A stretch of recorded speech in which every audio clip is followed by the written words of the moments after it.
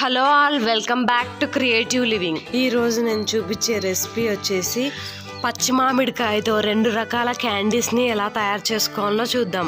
ఒకటి వచ్చేసి బెల్లం క్యాండీస్, ఒకటి చక్కెర క్యాండీస్. మనం బయట చాక్లెట్స్ కొనుక్కోకుండా ఇలా మ్యాంగో ఫ్లేవర్తో ఇలా క్యాండీస్ ఇంట్లోనే తయారు చేసుకోవచ్చు.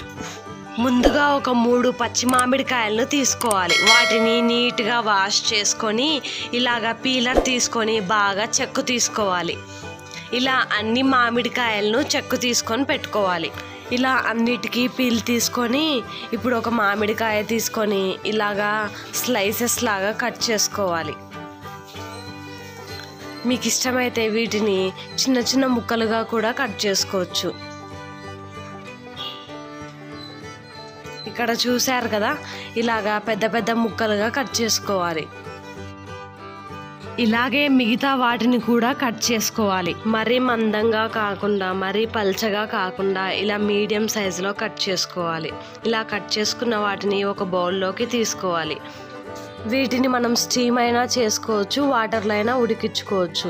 ఇప్పుడు ఒక ప్యాన్లో వాటర్ పోసుకొని ఇప్పుడు ఈ మామిడికాయ ముక్కలు వేసి సిమ్ములోనే ఒక 15 నిమిషాల పాటు కుక్ చేసుకోవాలి. మరీ ఓవర్గా కుక్ చేసుకోకుండా ఒక మాదిరిగా కుక్ చేసుకోవాలి. ఇక్కడ చూస్తున్నారు కదా, ఇలా ప్రెస్ చేస్తే లోపలికి దిగిపోవాలి.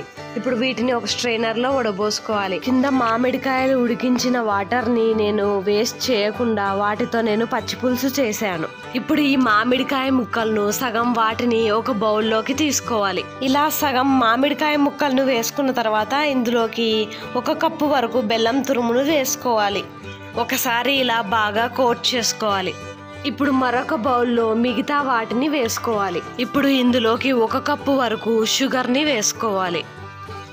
షుగర్ అంతా బాగా కలిసేలాగా ఒకసారి బాగా కోట్ చేసుకోవాలి మామిడికాయలకి. ఇలా బాగా కోట్ చేసుకున్న తర్వాత ఇప్పుడు వీటిని 2 రోజుల పాటు ఇలాగే వదిలేయాలి. పైన మూత పెట్టేస్తే ఇవి బూజు వచ్చేస్తాయి కాబట్టి పైన కాటన్ క్లాత్తో ఇలాగా కప్పేసుకోవాలి. ఇలా పల్చటి క్లాత్ని కప్పుకొని ఒక 2 డేస్ తర్వాత ఇలా బెల్లం పాకంలో చక్కెర పాకంలో ఊరనివ్వడం వల్ల ఇవి బాగా చక్కెర పాకాన్ని బెల్లం పాకాన్ని బాగా పీల్చుకుంటాయి. ఇప్పుడు ఒక ప్లేట్కి నెయ్యి రాసుకొని బెల్లం పాకంలో బాగా పీల్చుకున్న మామిడికాయ ముక్కలను ఈ ప్లేట్లోకి వేసుకోవాలి. ఇప్పుడు మరొక ప్లేట్కి ఇలాగ నెయ్యి రాసుకొని మనం చక్కెర పాకంలో ఊరబెట్టిన మామిడికాయ ముక్కలను ఈ ప్లేట్లోకి వేసుకోవాలి.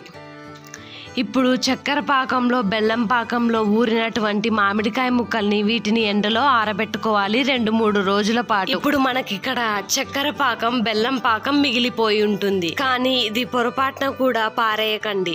దీన్ని షర్బత్ లాగా యూజ్ చేసుకోవచ్చు. ఇందులోకి మామిడికాయ ఎసెన్స్ అంతా ఇందులోకి దిగిపోయి ఉంటుంది. ఇది మామిడికాయ ఫ్లేవర్ కలిగి ఉంటుంది. ఇది ఒక గ్లాస్లో సగం వరకు పోసుకొని మిగతా సగాన్ని ఇలా వాటర్తో నింపుకోవాలి. ఇది చాలా టేస్టీగా ఉంటుంది, చాలా కమ్మగా కూడా ఉంటుంది. ఇమ్యూనిటీ పవర్ని కూడా బూస్ట్ చేస్తుంది. ఇలా అన్నిటినీ వేసుకొని ఇప్పుడు ఈ 2 ప్లేట్లని ఎండ ఉన్న ప్లేస్లో బాగా ఆరబెట్టుకోవాలి. వీటిని ఇలాగా పూర్తిగా సౌండ్ వచ్చేంత వరకు బాగా ఆరబెట్టుకోవాలి.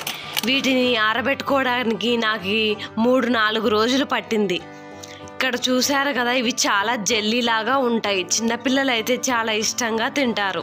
ఇవి చిన్నపిల్లల నుంచి పెద్దవాళ్ళ వరకు ఎవరైనా తినొచ్చు. చూశారు కదా, 2 రకాల పచ్చి మామిడికాయ క్యాండీస్ని ఎలా తయారు చేసుకోవాలో. ఒకటేమో బెల్లం పాకంలో, ఒకటేమో చక్కెర పాకంలో. ఎయిర్ టైట్ బాక్స్లో పెట్టుకుంటే 3 to 4 months వరకు నిల్వ ఉంటాయి. నచ్చితే మీరు తప్పకుండా ట్రై చేయండి. వీడియో కనుక నచ్చినట్లయితే కంపల్సరీ లైక్ చేయండి. మీలాగే ప్రతి ఒక్కరికి ఈ వీడియో చేరాలంటే లైక్ చేయండి. ఫ్రెండ్స్కి ఫ్యామిలీ మెంబర్స్కి షేర్ చేయండి. సబ్స్క్రైబ్ మాత్రం మర్చిపోకండి. Thanks for watching.